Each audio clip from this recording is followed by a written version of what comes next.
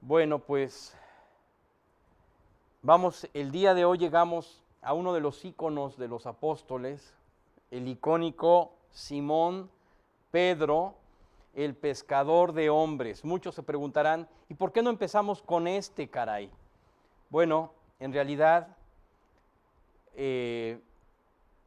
estamos dejando el jarabe intenso para el final. Nada más nos resta el apóstol Juan. Y bueno, ya entenderás por qué el apóstol Juan tiene que ser el último. Mientras tanto, hoy veremos a Simón Pedro, el pescador de hombres. Adelante, Óscar.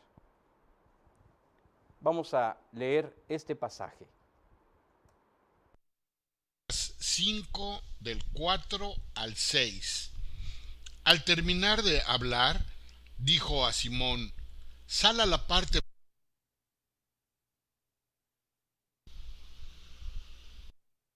Disculpa, detalle técnico.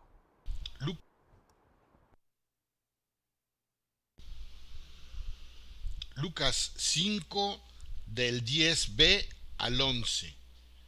Y Jesús dijo a Simón: no temas, desde ahora serás pescador de hombres. Y después de traer las barcas a tierra, dejándolo todo, siguieron a Jesús. Así es. No temas, Simón Pedro, desde ahora serás pescador de hombres. Siguiente, Óscar.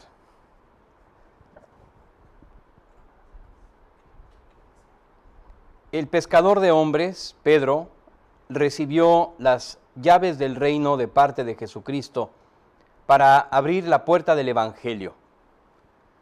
Primero en Jerusalén, después en Samaria y finalmente en la casa de Cornelio abrió la puerta de los gentiles de toda la tierra, la misma por la que hemos cruzado tú y yo y que aún sigue abierta.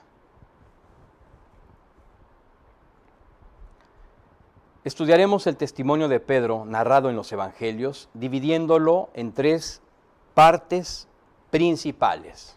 Primero, la pesca milagrosa.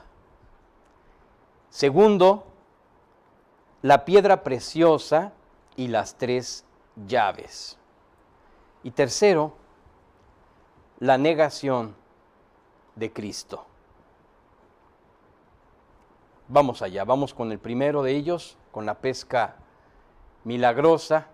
Aquí tenemos una representación de Pedro que cae a los pies de Cristo diciendo: apártate de mí, Señor, que soy hombre pecador. Después de haber visto el milagro que Jesús hizo al llenar de peces las redes de estos pescadores que le decían a Jesús que habían intentado toda la noche y que no habían podido pescar nada. Y Jesús hizo un milagro. Siguiente, Óscar, vamos a leerlo. Adelante. Lucas 5 del 4 al 6. Al terminar de hablar, dijo a Simón: sal a la parte más profunda y echen sus redes para pescar. Simón le contestó: Maestro, hemos estado trabajando toda la noche y no hemos pescado nada, pero porque tú lo pides, echaré las redes. Cuando lo hicieron, encerraron una gran cantidad de peces, de modo que sus redes se rompían. Así es. Las redes se rompían. Maestro, hemos estado trabajando toda la noche y no hemos pescado nada. ¡Qué impacto! Así llegué yo a Cristo. Había estado yo trabajando toda mi vida y no había podido pescar nada. Óscar, siguiente. A diferencia del enfoque que hemos dado a este tema en otros estudios, hoy nos subiremos a la balsa de Simón Pedro y desde su visión personal revelada en la Escritura, nos conectaremos con esta profunda enseñanza. Jesús llegó a nuestra vida como lo hizo con Pedro, en medio de grandes pesares, temores, fracasos, limitaciones y frustración. Y como sucedió con él, Jesús nos sorprendió trabajando y luchando por salir adelante en este mundo hostil. De repente, tras escuchar su invitación a subir a nuestra barca, nos llevó a lo profundo del mar de su palabra y nos pidió echar la red de nuestra vida en este mar. La cantidad de peces nos tomó por sorpresa y caímos entonces descubiertos ante Él.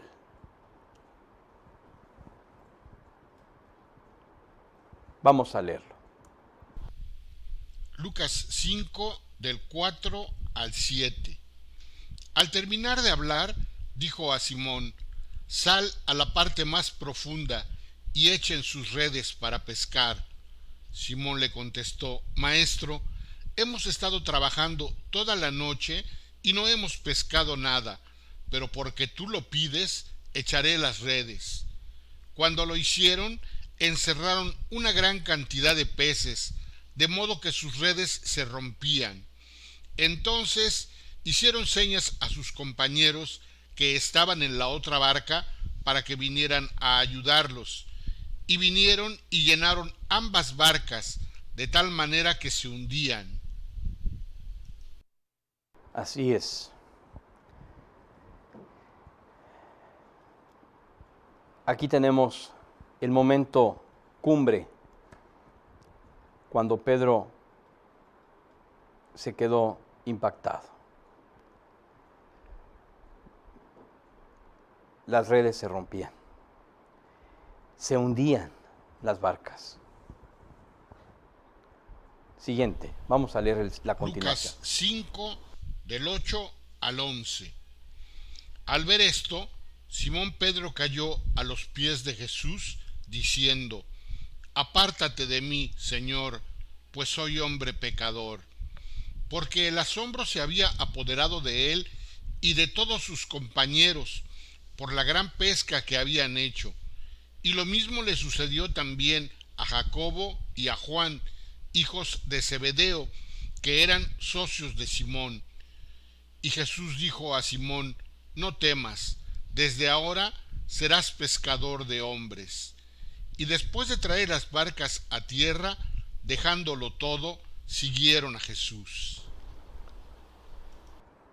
No temas, desde ahora serás pescador de hombres. Siguiente, Oscar. Qué fácil y ligera es la carga de Jesús, en donde podemos ver la forma en que nuestras necesidades son cubiertas por su gracia, sin precisar de esfuerzo humano alguno. Así llegó Jesucristo a nuestra vida, inesperadamente. Así también quitó de nosotros la inmensa e infinita carga de pecados, creyendo nada más y echando la red de nuestra vida en la profundidad de las aguas de su palabra, con la que nos dijo que nuestros pecados estaban ya pagados y perdonados con su sacrificio. Todo un paquete de salvación sin hacer nada. Solo echamos la red. Entonces nos encontramos como Pedro, reconociendo, humildes, nuestra condición pecadora y sin nada que ofrecer.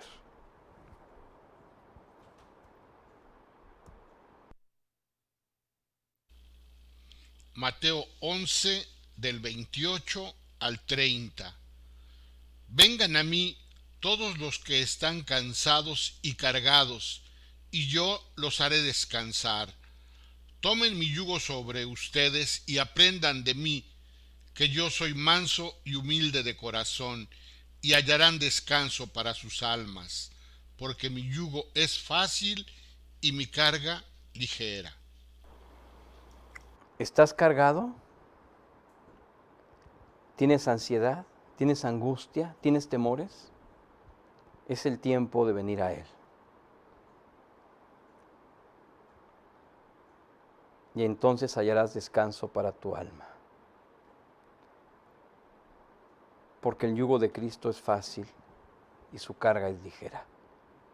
Este es el tiempo de descansar en sus alas, en su gracia, en su poder.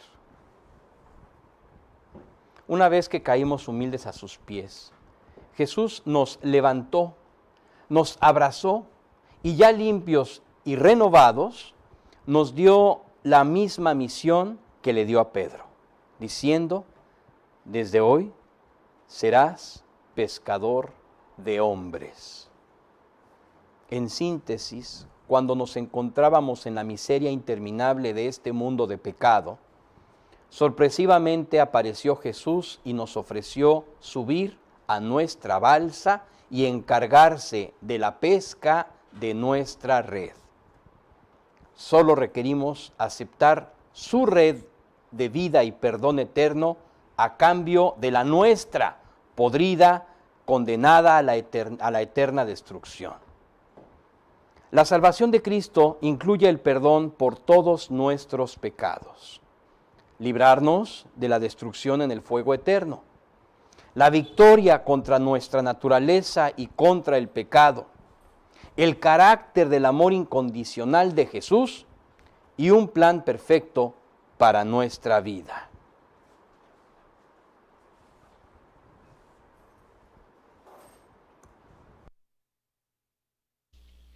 Gálatas 2:20.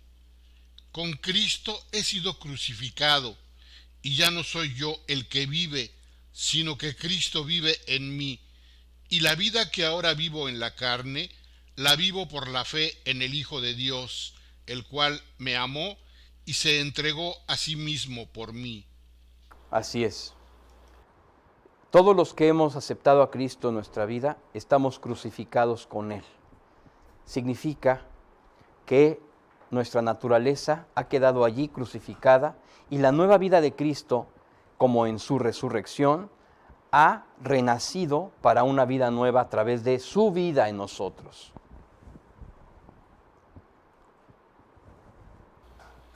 Primera de Juan 3, del 2 al 3. Amados, ahora somos hijos de Dios y aún no se ha manifestado lo que habremos de ser, pero sabemos que cuando Cristo se manifieste, seremos semejantes a Él, porque lo veremos como Él es. Y todo el que tiene esta esperanza puesta en Él, se purifica, así como Él es puro. Aquí vemos un enfoque todavía más amplio sobre este punto. Aún no se ha manifestado lo que habremos de ser, pero sabemos que cuando Cristo se manifieste seremos semejantes a Él, porque le veremos como Él es. Y todo el que tiene esta esperanza puesta en Él se purifica así como Él es puro. Esta es la renovación de la vida que tenemos, puesta en esta esperanza en la que Dios está haciendo un trabajo en nuestra vida que a veces no vemos, bueno, que no podemos ver en toda su dimensión, y sobre todo en el valor eterno que tendrá todo lo que hacemos. Solo podemos creerlo.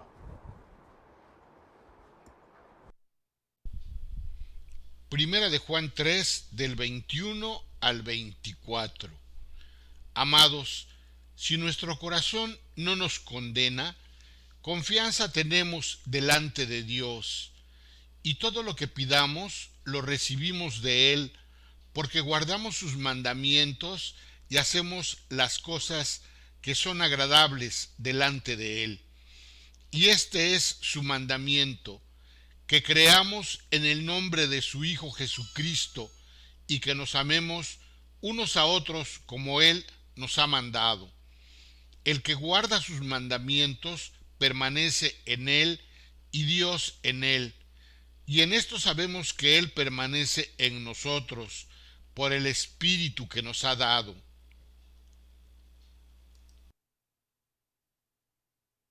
Así es. Este es el trabajo que Dios hace en lo profundo de nuestro ser. El Espíritu Santo habla a nuestra vida y nos convence, nos guía, nos amonesta, nos detiene, nos exhorta, nos alienta, nos consuela, nos recuerda, nos hace ver, nos abre la enseñanza, habla nuestra alma. Esto es lo que Dios hace en realidad. Esta labor que Dios hace va construyendo en nuestra vida el amor de Cristo. Y el amor de Cristo se manifiesta amándonos unos a otros como Él nos ha mandado. Así es. El Espíritu que nos ha dado es lo que nos está en realidad transformando. Vamos a leer este pasaje. Juan 12, de 23 al 25. Jesús les respondió: ha llegado la hora para que el Hijo del Hombre sea glorificado. En verdad les digo que si el grano de trigo no cae en tierra y muere, se queda solo, pero si muere, produce mucho fruto. El que ama su vida la pierde, y el que aborrece su vida en este mundo la conservará para vida eterna. Esto es una ilustración muy profunda que habla precisamente de el concepto de la conversión. El concepto de la conversión es equiparable, es equivalente a esta ilustración en donde se habla de un grano de trigo, pero tiene que morir el grano de trigo. Tiene que morir como grano para que finalmente, una vez muerto, pueda ser una planta. Para que se entienda bien esta ilustración, vamos a ver esta imagen. Este es un grano de trigo que ya está pelado, es un grano de trigo desnudo, digamos. Y tenemos aquí un cuchillo. Vamos a darle un corte, Oscar, si eres tan amable. Cortamos y vamos a separar el trigo. Ahí está. Y tenemos ahí una gráfica que muestra los componentes identificables en un corte transversal en el grano de trigo. Tenemos la capa interna, digamos, la aleurona, que es la capa interna, tenemos la cáscara del grano, que es el salvado, tenemos el endospermo, que es el almidón, que está dentro, y el germen, que es de donde saldrá la planta si es que se siembra.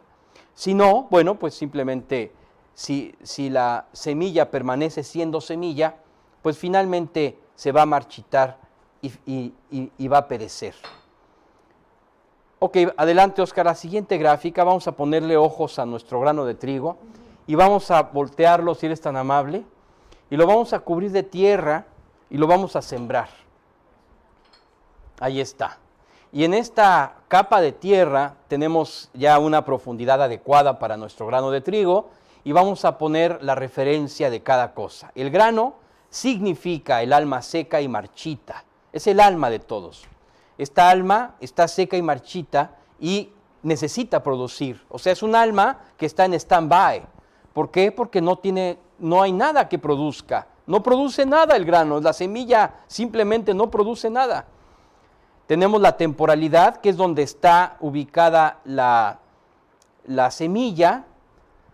Y tenemos también la muerte física, que es la capa superior de la tierra. En esta ilustración, esto es una ilustración, reitero, y tenemos la parte exterior, que sería en este ejemplo y en esta ilustración la eternidad con Dios. Así que, ¿qué pasa cuando de pronto, por la palabra de Dios, comienza a irrigar agua en el trigo enterrado en el lugar adecuado para su germinación? Bueno, lo que va a suceder es que de pronto el trigo, dale un clic, Oscar, morirá. Ahí ya murió la semilla. La semilla ha muerto. Y la planta ha comenzado a germinar. Esto, aquí está clarísimo, el grano muere para que una planta viva. A esto se refiere el pasaje cuando dice, si el grano no muere, la planta no nace. el grano debe morir, debe dejar de ser grano para producir la planta. Aquí ya ha germinado la planta. Vamos a darle otro clic, Oscar. Ya vean ustedes cómo la nueva planta sube hasta atravesar la superficie. ¿Por qué? Porque esta planta ya es eterna. Esta planta es eterna, es la planta de del nuevo nacimiento en Cristo y trasciende a la eternidad con Dios. ¿Y qué pasa? Vamos a darle un clic, Oscar, si eres tan amable, que finalmente toda esta planta generará nuevas semillas, porque la planta crece y a través de ella nacen nuevas semillas, que son el fruto de haberse convertido. Generará más semillas que también caerán en tierra y tendrán que tomar esta decisión. Este es el concepto del grano que germina para vida eterna, pero tiene que morir para que pueda germinar. Y la única forma es a través de la palabra de Dios, que es el agua, y aceptando el sacrificio de Cristo a través de la revelación de la palabra, el sacrificio de Cristo por nosotros. Entonces la planta germina y crece. Y en este crecimiento, por supuesto, que trae fruto. Vamos a leer este pasaje que ilustra lo que acabamos de decir. Romanos 6, del 10 al 13. Porque en cuanto a que Él murió, murió al pecado de una vez para siempre. Pero en cuanto Él vive, vive para Dios. Así también ustedes, considérense muertos para el pecado, pero vivos para Dios en Cristo Jesús. Por tanto, no reine el pecado en su cuerpo mortal, para que ustedes no obedezcan a sus lujurias, ni presenten los miembros de su cuerpo al pecado como instrumentos de iniquidad, sino preséntense ustedes mismos a Dios como vivos de entre los muertos, y sus miembros a Dios como instrumentos de justicia. Es enfático que como Él murió, por cuanto a que Él murió al pecado de una vez y para siempre. Por lo tanto, en cuanto Él vive, vive para Dios. Así también nosotros considerémonos muertos para el pecado, pero vivos para Dios en Cristo Jesús. Así que el pecado ya no debe reinar en nuestro cuerpo mortal. Y ya evidentemente no debemos obedecer a nuestra carne que está llena de pecado, llena de corrupción, para no obedecer a nuestras lujurias. Ni presentemos los miembros de nuestro cuerpo al pecado como instrumento de iniquidad, sino presentémonos a Dios como vivos de entre los muertos y nuestros miembros a Dios como instrumentos de justicia. Esta es la figura precisamente. Morir para vivir. Este es el punto. Esto es lo que todos hicimos al convertirnos. Entregamos a la muerte nuestra vida vacía a Dios y Él llenó con su vida la nuestra. Cuando la nueva planta de la vida de Cristo nace en el creyente, el agua de la palabra de Dios le hará crecer en la dimensión del reino eterno y como consecuencia de una vida de obediencia, nacerán semillas. Así es. La consecuencia de una vida de obediencia es que nacerán nuevas semillas. Esto será el producto de la decisión de morir y permitir que la vida de Dios sea la que se manifieste en nosotros. En pocas palabras, la conversión a Cristo es morir a nuestro hombre natural pecador para recibir el Espíritu de Dios dentro nuestro por medio de aceptar el sacrificio de Cristo por nosotros.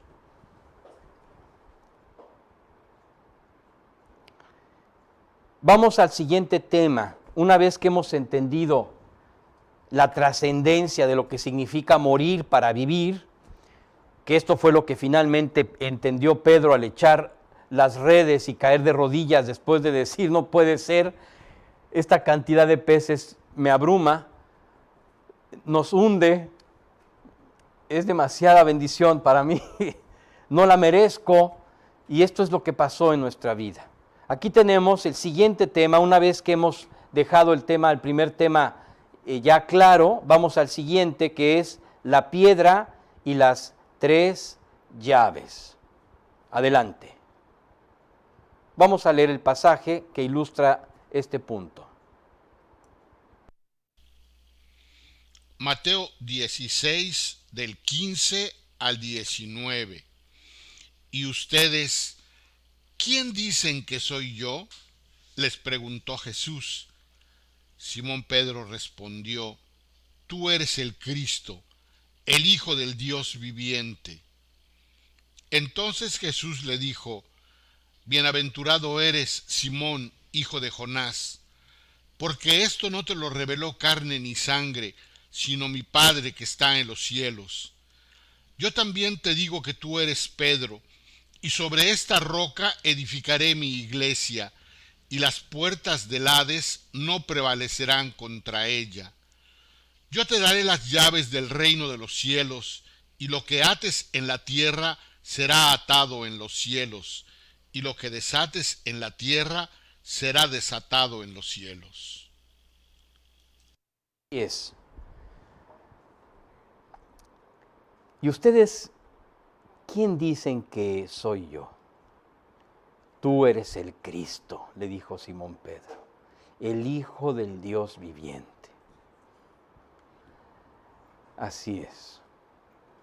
Esta respuesta le valió a Pedro esta maravillosa encomienda y esta responsabilidad de ser la primera piedra preciosa, la primera piedra viva, preciosa, en la roca de Cristo, que es su iglesia. Así es, apoyada sobre la iglesia de Cristo. Y también recibir las 3 llaves, el llavero de las llaves del reino de los cielos. Vamos a entrar directamente a este tema.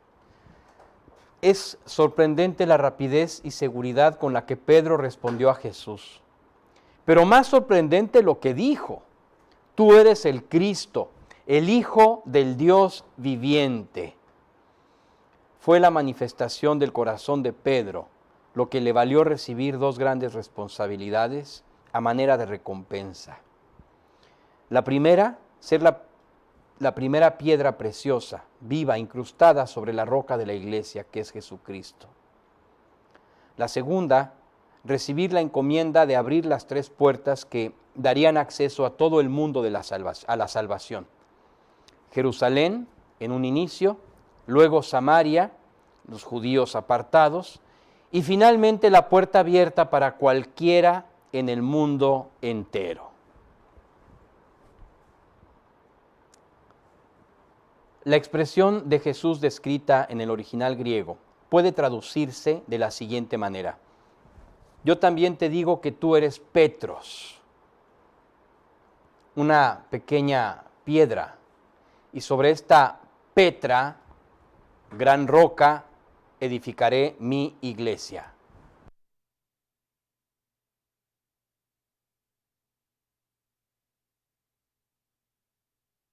Conocimiento de esta diferencia de conceptos en el idioma original ha generado ideas erróneas sobre el papel de Pedro en el ministerio. Cristo es la Petra, la roca sobre la que la iglesia está edificada, no Pedro. En cambio, Pedro es la primera Petros, la primera piedra de muchas más que formarían la estructura de la iglesia. Por supuesto que tiene relevancia ser la primera piedra de la iglesia, pero de ninguna manera Pedro es la base, sino Cristo.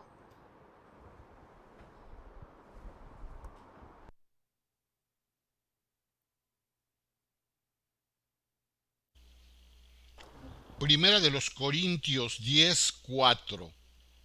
y todos bebieron la misma bebida espiritual, porque bebían de una roca espiritual que los seguía. La roca era Cristo.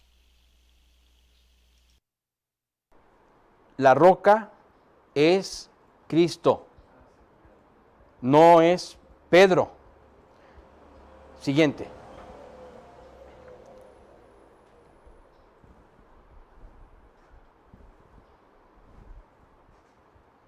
Siguiente. Hechos 4, 8 y 11 al 12. Entonces Pedro, lleno del Espíritu Santo, les dijo: gobernantes y ancianos del pueblo, este Jesús es la piedra desechada por ustedes los constructores, pero que ha venido a ser la piedra angular. En ningún otro hay salvación, porque no hay otro nombre bajo el cielo dado a los hombres en el cual podamos ser salvos. Es la piedra, la roca, desechada por ustedes, los constructores, pero que ha venido a ser la piedra angular. Y en ningún otro hay salvación, lo dice Pedro. No hay otra piedra de base fundamental, sino Jesucristo. Así que esta piedra atribuida a Pedro es una piedra pequeña, es una piedra preciosa, es una gema, es una piedra preciosa, y la roca es Cristo, la base es Cristo. Vamos a leer esto que el mismo Pedro dice, puntualizando que se trata de piedras vivas preciosas. Adelante. Primera de Pedro 2, del 7 al 8. Y viniendo a él como a una piedra viva, desechada por los hombres, pero escogida y preciosa delante de Dios, también ustedes, como piedras vivas, sean edificados como casa espiritual para un sacerdocio santo, para ofrecer sacrificios espirituales aceptables a Dios por medio de Jesucristo. Pues esto se encuentra en la Escritura: yo pongo en Sión una piedra escogida, una preciosa piedra angular, y el que crea en él no será avergonzado. Una preciosa piedra angular. Así es que se trata de piedras preciosas. Y además vivas. Con las llaves del reino también suele haber confusión. Por tradición solemos ver representaciones de Pedro en las puertas del reino, decidiendo quién pasa y quién no. Pero de ninguna manera esto es así. Esto que ustedes ven, que es una representación, una caricatura, de ninguna manera es así. O sea, Pedro no está en las puertas del reino para ver quién pasa y quién no. O sea, no. Jesús le dio a Pedro un llavero espiritual con 3 llaves específicas. Pero después Pedro devolvió el llavero a Jesús. Las llaves eran para abrir las puertas del Evangelio a la iglesia que apenas se estaba formando. Jesús mismo aclaró las 3 puertas que esas llaves abrirían en una iglesia que inició con los judíos y que debía expandirse a Samaria y después al mundo entero. Después Jesús aparece en el Apocalipsis en posesión del llavero.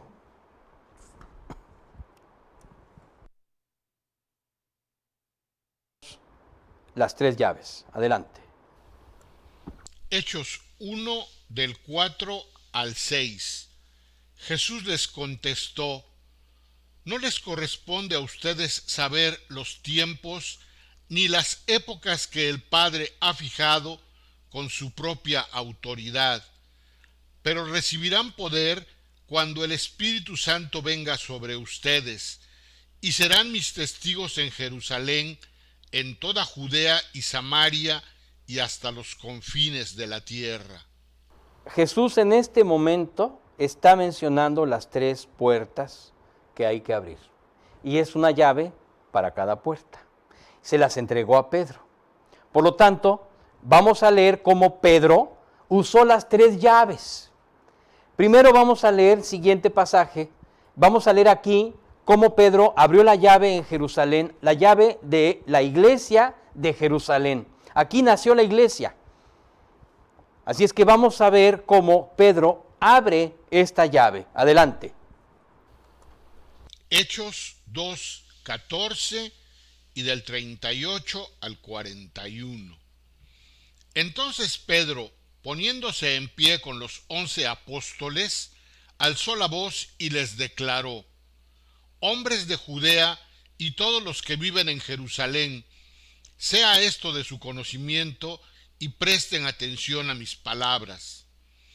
Entonces Pedro les dijo: arrepiéntanse y sean bautizados cada uno de ustedes en el nombre de Jesucristo para perdón de sus pecados, y recibirán el don del Espíritu Santo, porque la promesa es para ustedes y para sus hijos, y para todos los que están lejos, para tantos como el Señor nuestro Dios llame.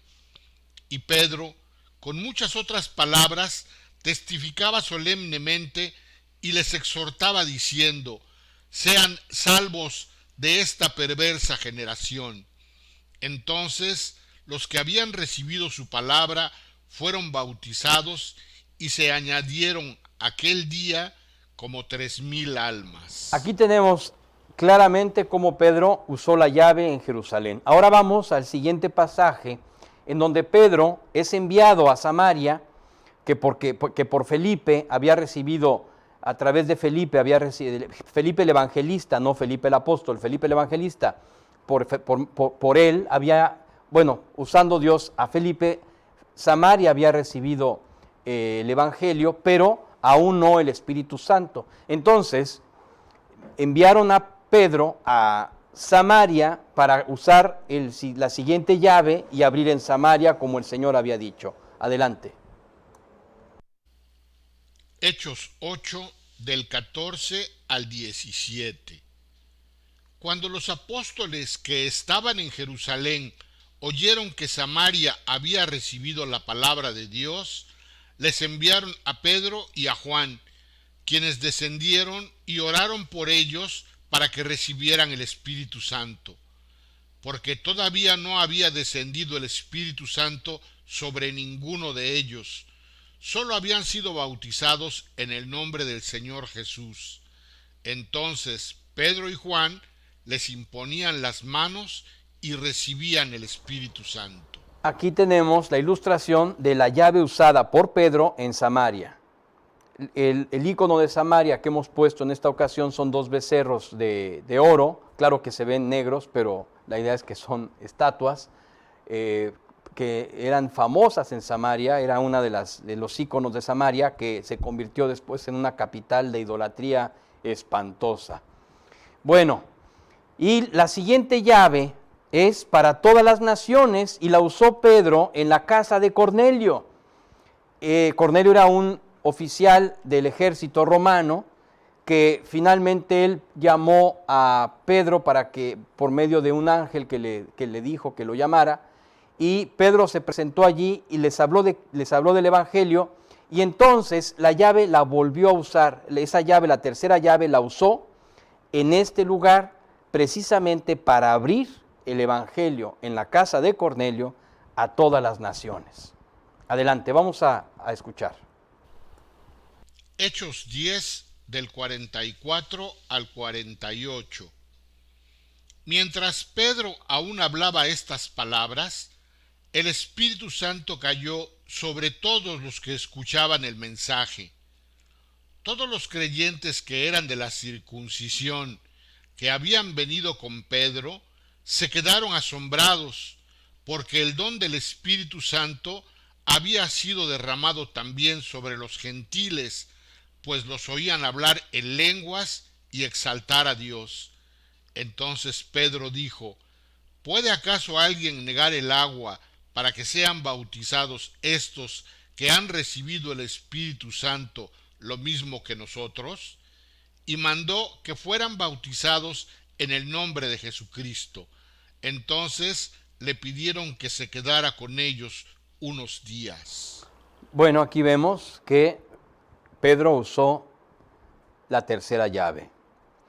Después de que usó la tercera llave, Pedro devolvió el llavero. ¿Cómo sabemos que devolvió el llavero? Porque en el siguiente pasaje vamos a ver a Jesús enseñándonos el llavero que está en su poder. Adelante.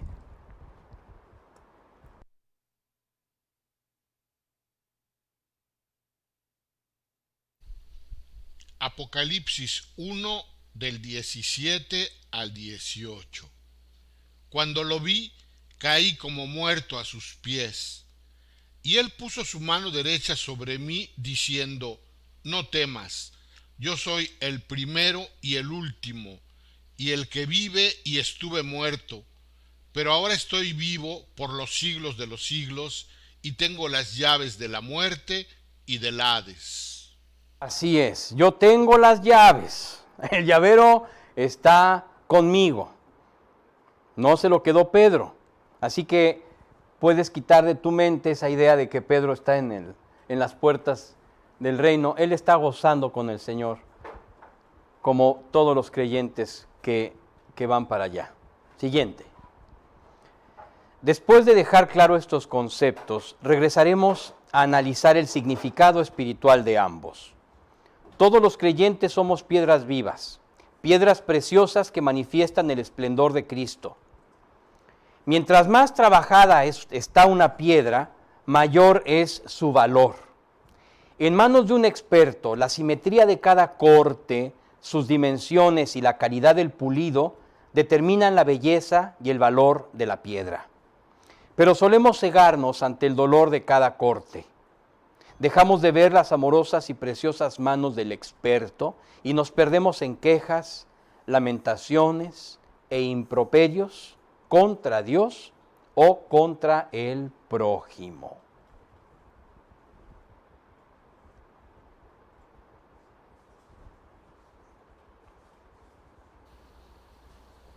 Cantares 7:1.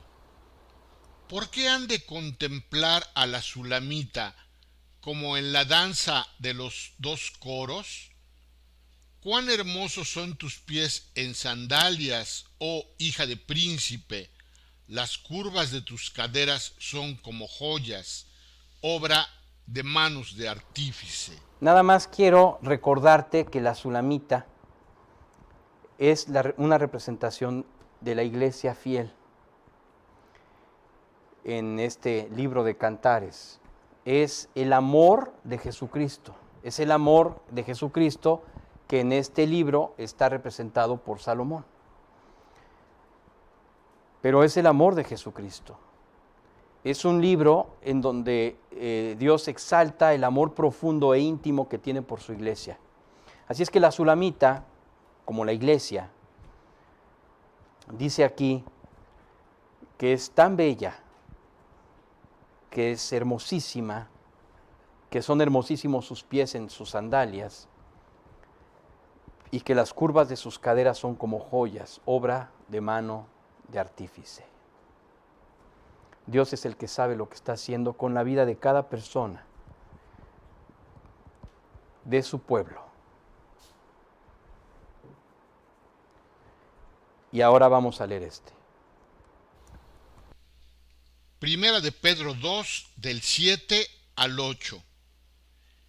Y viniendo a él como a una piedra viva, desechada por los hombres, pero escogida y preciosa delante de Dios, también ustedes, como piedras vivas, sean edificados como casa espiritual para un sacerdocio santo, para ofrecer sacrificios espirituales aceptables a Dios por medio de Jesucristo. Pues esto se encuentra en la Escritura: yo pongo en Sión una piedra escogida, una preciosa piedra angular, y el que crea en él no será avergonzado. Una piedra, ya lo hemos visto este pasaje, lo vimos anteriormente, pero es necesario volverlo a poner en este concepto y en este contexto, porque estamos hablando del trabajo que Dios hace en la vida del creyente como una piedra escogida, piedra viva, pero que está recibiendo los cortes que van a glorificar a Dios a través de estos cortes y este pulido en nuestra vida. El objetivo es que Dios sea glorificado con nosotros y que nosotros glorifiquemos la vida pura y limpia de Dios. Este es el objetivo. Claro que hay que quitar todas esas cosas que nos estorban y que no son parte del plan original de la piedra preciosa en todo su esplendor. Y esto es lo que nos duele. Esto es lo que nos acostumbramos a quejar precisamente cuando recibimos estos cortes del experto, del amoroso Dios. El experto tallador de piedras comienza por estudiar las características particulares y únicas de cada piedra en bruto. Considera el tamaño, el material, el color, la forma, el brillo, la textura, el peso y la estructura. Entonces, tras estudiarla y conocerla perfectamente, planea y proyecta la mejor joya posible de ella. Dibuja todos los ángulos de la joya final y los tipos de corte, cortos o amplios, para lograr el mayor esplendor y belleza posible. Comienza así los precisos y cuidadosos cortes. Estos van a determinar el resultado final. Es un trabajo de mucho tiempo, paciencia y precisión. Cada corte es fundamental.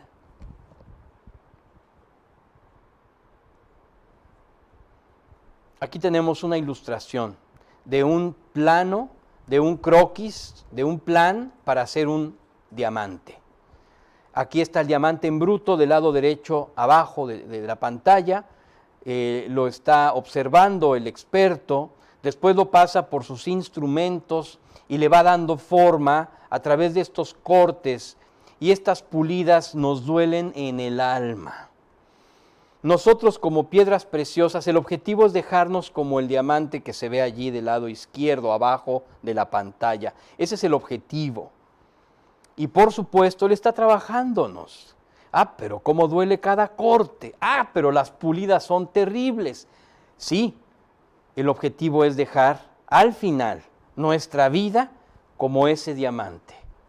Una verdadera joya. Así es que, de hoy en adelante, quiero decirte a ti, eres una joya en proceso. Si tú piensas que eres otra cosa, que eres una piedrita, basurita, que no funciona, que no sirve, desechada, quiero decirte que Dios ha decidido hacer de ti un verdadero diamante, una preciosa joya. Tu vida es tan valiosa para Dios que Él está haciendo tantos cortes como sea posible. Si es que si tú estás sufriendo en este momento algún corte, quiero decirte que el experto sabe lo que hace y está haciendo su mejor trabajo. De igual manera, Dios, el experto tallador de nuestra vida, conoce perfectamente nuestra estructura, nuestras limitaciones, nuestras habilidades, nuestras inclinaciones y todas nuestras capacidades. Y es de acuerdo a este conocimiento absoluto de cada uno de nosotros que nuestro amado Dios, como experto tallador, ha planeado un plan perfecto para todo creyente. Este mundo es su taller y así comienza a dar los primeros cortes según su plan para lograr la mayor plenitud en nosotros. Cada corte es fundamental, preciso y perfecto. Corta la locura, el temor, la insensatez, el enojo, la ira, el espíritu contencioso, la mentira, el afán, la angustia, la codicia, el desenfreno, la lascivia. Pero cada corte duele, y algunos más que otros. Y así como vimos la imagen del diamante siendo trabajado, así tenemos una imagen que representa en esta ilustración una vida siendo trabajada. Desde su origen, todo el plan que Dios ha generado para esta vida, la persona con la que va a compartir su vida, los desencantos, las frustraciones, los desencuentros, las oraciones, la conversión, las súplicas, la vejez, la juventud, todas las áreas están perfectamente definidas en este plan, que es un plan perfecto para tu vida. El experto tallador sabe lo que está haciendo. ¿Lo oíste, Pedro? ¿Lo oíste, Pedro?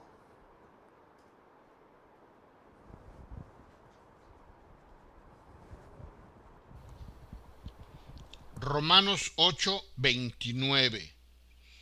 Porque a los que de antemano conoció, también los predestinó a ser hechos conforme a la imagen de su Hijo, para que Él sea el primogénito entre muchos hermanos. Leer este pasaje. Efesios 2:10. Porque somos hechura suya, creados en Cristo Jesús para hacer buenas obras, las cuales Dios preparó de antemano para que anduviéramos en ellas. ¿Te das cuenta? Dios hizo un plan. Él tiene todo planeado. Él las preparó de antemano para que anduviéramos en ellas. Él sabe qué está haciendo. Ni se te ocurra pensar que Dios se durmió, que se le pasó la navaja. De ninguna manera eso va a suceder. Aquí también lo afirma. Efesios 4, del 11 al 13. Y Él dio a algunos el ser apóstoles, a otros profetas, a otros evangelistas, a otros pastores y maestros, a fin de capacitar a los santos para la obra del ministerio, para la edificación del cuerpo de Cristo, hasta que todos lleguemos a la unidad de la fe y del pleno conocimiento del Hijo de Dios, a la condición de un hombre maduro, a la medida de la estatura de la plenitud de Cristo. A la medida de la estatura de la plenitud de Cristo. Hasta allí nos va a llevar. Ese es el objetivo de lo que está haciendo con tu vida. Si quieres saber qué es lo que está planeando, llevarte a la medida de la estatura de la plenitud de Cristo. Eso es lo que está planeando Dios con tu vida. Así es que si te duelen los cortes, acuérdate siempre que está cortando de acuerdo a la medida de la estatura de la plenitud de Cristo. Seguro lo que te está cortando y lo que está doliendo, pues no lo necesitabas, por eso duele. Pero ni modo, hay que seguir trabajando y hay que seguir entendiendo que Dios tiene un plan perfecto. Cada recién convertido a Cristo es una piedra en bruto que ha sido puesta en manos del experto tallador, que ha diseñado su labor desde antes de la creación del mundo. Somos piedras vivas que manifiestan la gloria y el trabajo divino de nuestro amado Jesús. Cada piedra será presentada en la eternidad con un nombre nuevo, como testimonio en esta vida de trabajo, del trabajo perfecto de Dios en nuestro andar. Todos brillaremos y resplandeceremos reflejando la gloria de Dios, luciendo los perfectos y precisos cortes, el brillante pulido como testimonio de su cuidado, su fidelidad y su amor. ¿Oíste, Pedro? ¿Estás escuchando, Pedro?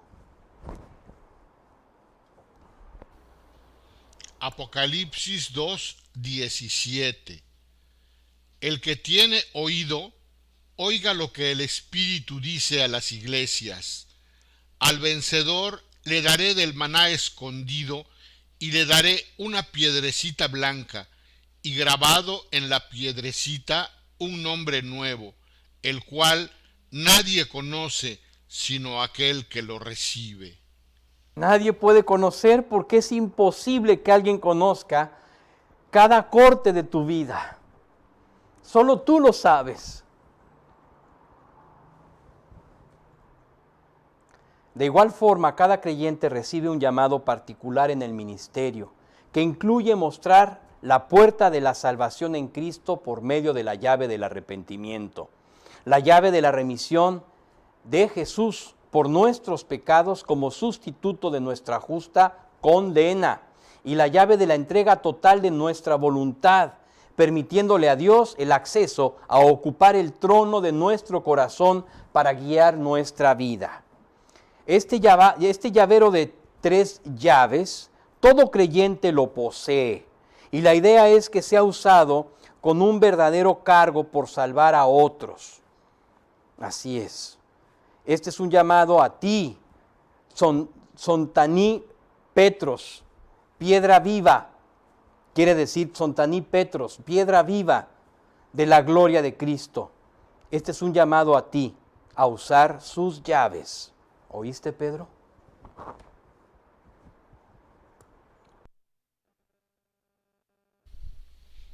Isaías 26:2. Abrid las puertas y entrará la gente justa, guardadora de verdades. Abre la puerta. Siguiente. Llegamos así al tercer tema, la negación de Pedro. Ah, ese gallo. Siguiente. Vamos a leer esto. Marcos 14, del 27 al 30. Jesús les dijo: todos ustedes se apartarán, porque escrito está: heriré al pastor y las ovejas se dispersarán. Pero después de que yo haya resucitado, iré delante de ustedes a Galilea. Aunque todos se aparten, yo, sin embargo, no lo haré, le dijo Pedro. Jesús le contestó: en verdad te digo que hoy, esta misma noche, antes que el gallo cante 2 veces, me negarás 3 veces. Le está diciendo a Pedro, hoy mismo, esta misma noche, antes que el gallo cante 2 veces, me negarás 3 veces. Ahora, ve lo que sucede. Siguiente. Marcos 14, del 66 al 72.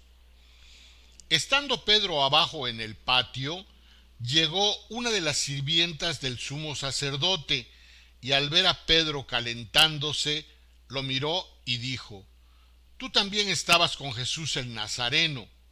Pero él lo negó, diciendo: ni sé ni entiendo de qué hablas.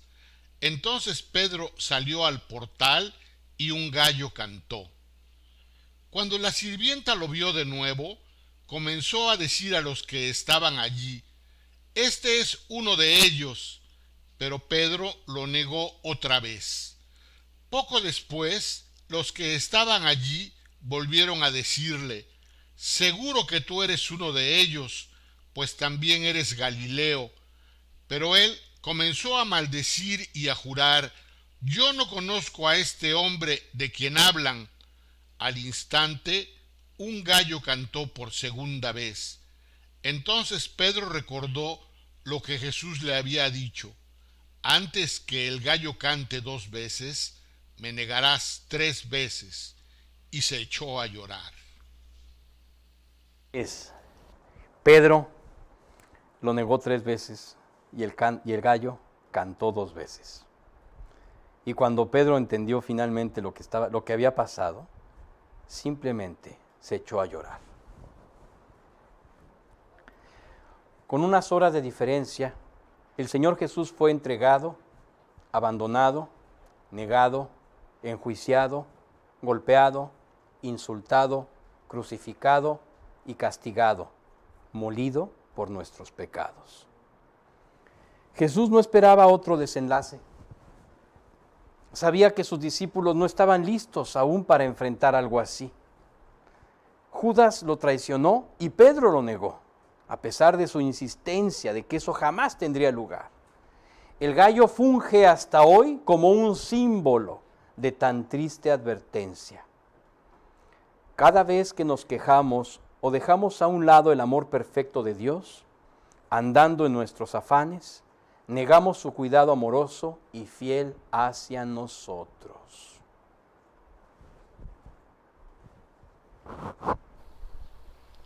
Isaías 53 del 5 al 6. Pero él fue herido por nuestras transgresiones, molido por nuestras iniquidades. El castigo por nuestra paz cayó sobre él, y por sus heridas hemos sido sanados.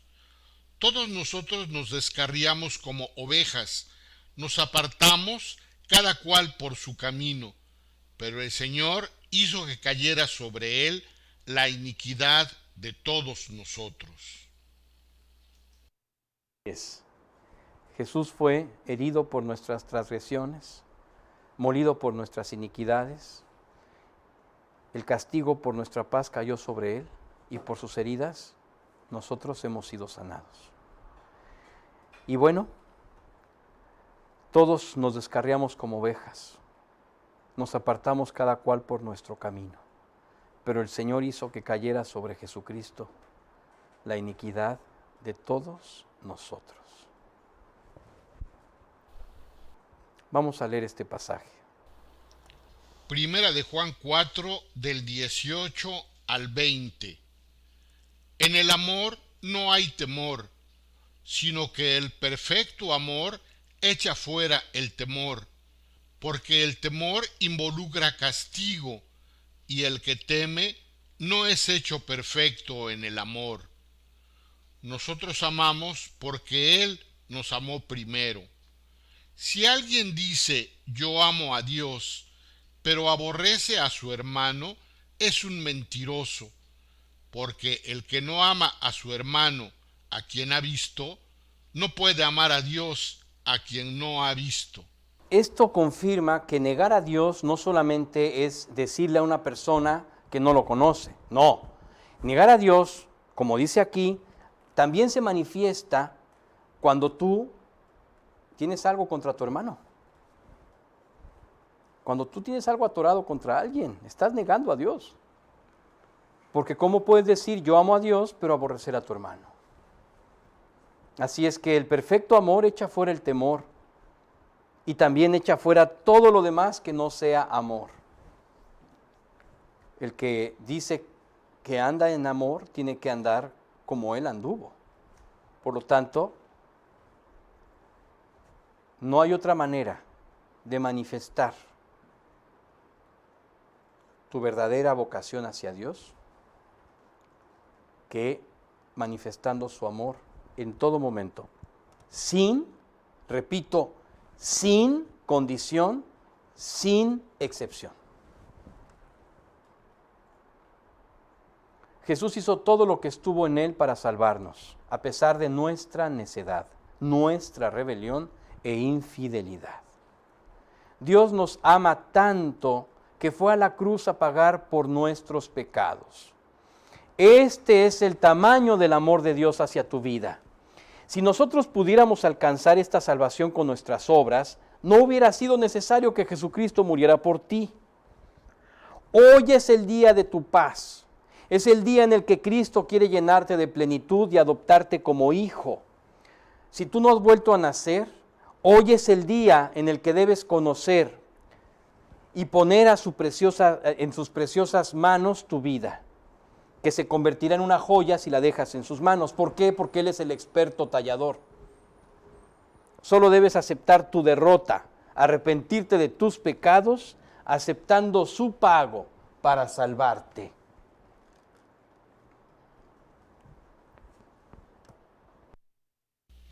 Juan 3:16. Porque de tal manera amó Dios al mundo, que dio a su Hijo unigénito, para que todo aquel que cree en Él no se pierda, sino que tenga vida eterna. Este es el tamaño del amor de Dios. Dio a Jesucristo por ti, para que si tú crees en Él, no te pierdas en el infierno. Nuestros pecados merecen el infierno y todos hemos pecado. Él quiere que tengas vida eterna. Así es que escucha esto. Isaías 1:18. Vengan ahora y razonemos, dice el Señor. Aunque sus pecados sean como la grana, como la nieve serán emblanquecidos. aunque sean rojos como el carmesí, como blanca lana quedarán. Exacto. Se trata de renovar nuestra vida, pero ¿en qué manera? Completa. Como vimos al principio, morir nosotros para que Jesús viva.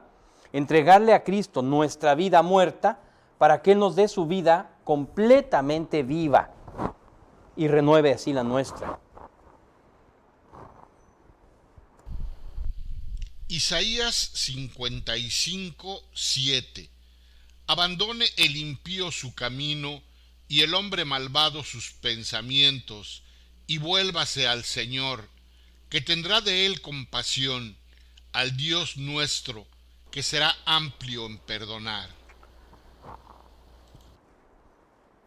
Se trata de que reconozcas que has pecado, porque quiero decirte que si no reconozcas pecado, pues entonces ¿cómo vas a abandonar tu camino, no? Tienes que reconocer que has pecado y quitar de ti este camino y entregarte al camino del Señor, o sea, volverte al Señor. Vamos a escuchar este pasaje en donde dice que no hay nadie que no haya pecado. Romanos 3, del 10 al 12. Como está escrito, no hay justo ni aun uno, no hay quien entienda, no hay quien busque a Dios. Todos se han desviado, a una se hicieron inútiles. No hay quien haga lo bueno, no hay ni siquiera uno. Este es el escáner que Dios pasa a la vida de todas las almas, de todos los hombres. Aquí dice que no hay nadie que no haya pecado. No importa lo que cada quien sienta. Este es el escáner divino. No hay nadie que no haya pecado. Claro que hay pecados más terribles que otros, sí. Pero aquí dice que no hay nadie que no haya pecado. Por lo tanto, Oscar. Romanos 3, 23. Por cuanto todos pecaron y no alcanzan, les ha sido destituida la gloria de Dios. Así es. Por cuanto todos hemos pecado, en nuestra propia naturaleza no podemos jamás alcanzar la gloria de Dios. Ha sido destituida de nosotros, significa que está apartada sin oportunidad de volver, no se puede reintegrar a nosotros. En realidad, no ha sido parte de nosotros. ¿Por qué? Porque todos hemos pecado. Así es que no alcanzamos la gloria de Dios. Así que es necesario. Oscar. Hechos 3, del 19 al 20. Por tanto, arrepiéntanse y conviértanse para que sus pecados sean borrados, a fin de que tiempos de alivio vengan de la presencia del Señor, y Él envíe a Jesús, el Cristo designado de antemano para ustedes. Arrepiéntete y conviértete, para que sean borrados tus pecados, para que vengan de la presencia de Dios tiempos de paz. Y Él envíe a Cristo, a Jesús, designado de antemano para ti. La idea es que Cristo entre en ti, como aparece en esta invitación. Escúchala. Apocalipsis 3, 20. Atención, yo estoy a la puerta y llamo.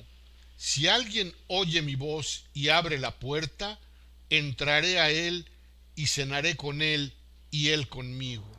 Él está llamando a la puerta de tu vida hoy y quiere entrar.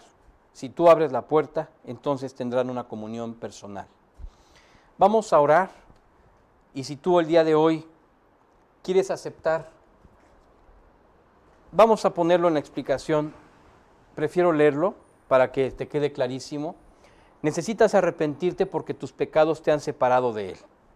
Solo a través del arrepentimiento podemos aceptar el pago que Él hizo por nuestros pecados. Y solo después de aceptar este pago es que podemos abrirle la puerta del corazón. Jesús está ahora llamando a tu puerta. Y si ahora mismo te arrepientes, le pides perdón por tus pecados y aceptas su pago por ti en la cruz, podrás invitarle a entrar para entregarle tu vida. Ahora mismo, a donde quiera que te encuentres en el tiempo y en la distancia, ora a Dios arrepentido de tu vida en el pecado. Acepta el pago que Él fue a pagar en la cruz por ti y ábrele la puerta del corazón. Así es que te decía yo hace un momento, vamos a orar.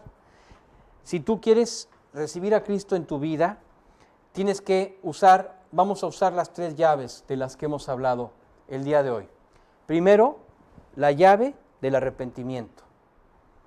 ¿Sí? Tienes que reconocer que has pecado y tienes que arrepentirte de tus pecados. Después, la llave del sustituto. Tienes que aceptar el sacrificio que Cristo hizo por ti en la cruz para que tú no tengas que ir a pagar eternamente. Y por último, la llave de la entrada de su gobierno a tu vida. Así es. Le vas a abrir con esa llave la puerta a Jesús para que Él entre en ti. Y tú, a partir de ese día, de este momento, de este día, después de que se lo pidamos, le entregarás completamente tu vida para que Él la guíe. Y Él, como el experto tallador, sabrá cómo llevar a cabo ese plan maravilloso que tiene para ti. Así es que si el día de hoy tú quieres arreglar cuentas con Dios y aceptar esta oferta, este regalo precioso de la salvación que Él tiene para ti, vamos a orar y vamos a pedirle estas 3 cosas a Cristo. Perdón por tus pecados, vas a aceptar lo que hizo por ti en la cruz y le vas a abrir la puerta para que entre en ti. Si quieres tú aceptarlo, vamos a orar. Bendito Padre, este día quiero agradecerte por haberme hecho entender el amor tan grande que me tienes y por el cual tú viniste a este mundo a pagar por todos mis pecados. Quiero pedirte perdón por todas las cosas equivocadas que yo he hecho. Sí, Señor, reconozco que he pecado y que estoy separado de ti. Y estoy arrepentido. Te pido perdón por todos los pecados que he cometido, por los que recuerdo y por los que no alcanzo a recordar. Y en este momento quiero aceptar el pago que tú hiciste por mis pecados en la cruz, para que yo no tuviera que ir a pagar separado de ti eternamente en el infierno. Acepto este pago que tú hiciste por amor a mí. Y también en este momento abro la puerta de mi corazón a ti, para que tú entres en mí. Y te entrego el trono de mi vida, para que tú, Dios, te sientes en él, y a partir de este día, tú seas mi guía, el experto tallador, que haga de mí la joya preciosa que tú has planeado. Todo esto yo te lo pido en el nombre de Cristo Jesús, mi Señor y mi Salvador. Amén. Muy bien, si tú el día de hoy has tomado esta decisión, quiero decirte que todo va a comenzar a ser diferente. Vamos a leer el pasaje que habla precisamente de esto. Adelante. Segunda de los Corintios 5:17. De modo que si alguno está en Cristo, nueva criatura es.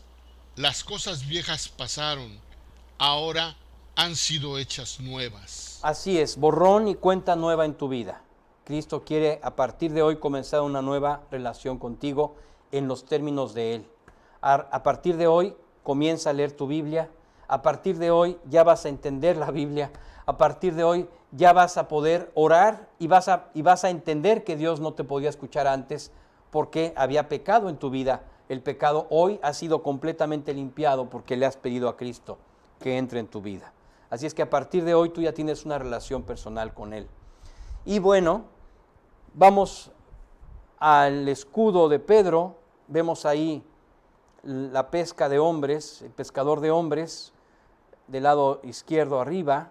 También tenemos las llaves que en realidad buscaban abrir las llaves al mundo entero, primero en Jerusalén, después en Samaria, paulatinamente hasta finalmente llegar a lo último de la tierra, que es el objetivo, que era el objetivo principal. Y claro, esa maravillosa piedra preciosa que representa tu vida en las manos del experto tallador. Bien, vamos a la conclusión. Y por supuesto un fondo azul, claro. Tenía que haber un fondo azul que habla de la divinidad y del reino celestial. Bien, número 1, es necesario morir a nuestras tentaciones para dejar vivir a Cristo victorioso nuestra vida.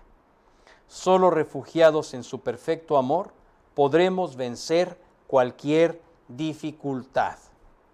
Número 2, eres una piedra viva en las manos del perfecto tallador, que ha trazado un plan definido para tu vida con la idea de que su gloria y su poder se manifiesten en ti, para usar las llaves de la salvación en Cristo que ha depositado en tus manos.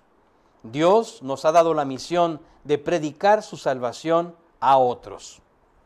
Y por último, recuerda que cada vez que nos quejamos o hacemos a un lado el perfecto amor de Dios, andando en nuestros afanes, negamos así su cuidado amoroso y fiel hacia nosotros. Vamos a leer este pasaje. Marcos 6:12. Saliendo los 12, predicaban que todos se arrepintieran. Bueno, saliendo los 12 predicaban que todos se arrepintieran. El objetivo fundamental de los apóstoles y del Evangelio fundamentalmente. Bueno, hemos terminado este estudio. Vamos a ver ahora el collage. Este es el precioso collage del día de hoy. Aquí están todos estos amados que nos hicieron favor de enviarnos sus fotografías. Aquí tenemos a Nefeli con Lea, preciosa Nefeli. Tenemos también a Nicolás y Mirna, mi madre. Qué maravilla verlos ahí. Muy bien, maravillosa foto. Tenemos a Carlos, Dellita, Evan e Isaac. Preciosos llamados también. Tenemos a los amados Leo Le y a la preciosa Rose Mary Lowe's. Y tenemos también a los amados suegros de Leo y papás de Rosa. También tenemos abajo a Dulce, preciosa Dulce, y a Carlos. Y me parece que se llama Gaby. Un cariño, un abrazo cariñoso para ambos. Tenemos a Pepe, a nuestro amado Pepe también abajo en la foto, a David y Silvia Salinas y a los amados, amadísimos Tom y Lili, preciosos. Un saludo desde Itzimna. Y tenemos también a Abraham, a Diana y a Laura. Bueno, es que Diana, Laura y Laura. Amados también, amados, muy amados, y Maribel, preciosa Maribel, gracias por sus fotos, amada Maribel, que Dios los bendiga a todos, gracias por mostrarnos este regalo, que es un regalo verlos, aunque sea así, caray, es como darnos un abrazo entre todos, ahora que no se pueden dar abrazos, por lo menos a través de la foto, que es maravillosa. Muy bien, pues estoy gozoso de ver estas fotos, vamos a orar para agradecerle a Dios por esta enseñanza el día de hoy, no sé si tengan preguntas. Si tienen preguntas, todavía tienen un shish de tiempo para enviarlas antes de que cerremos la transmisión. Y mientras tanto, vamos a pedirle a el gran Oscar que nos haga favor de orar para agradecerle a Dios por esta enseñanza. Y antes de despedirnos, vamos a recordarles el compañerismo virtual vía Zoom que tenemos el día de hoy a las 6 de la tarde. Si no te has inscrito, es el momento de inscribirte a través del chat, del Messenger, de la página del Facebook de la Iglesia G316 Mérida. Repito, a través del chat de Messenger. No lo vayas a hacer porque te vamos a mandar de todas formas al inbox.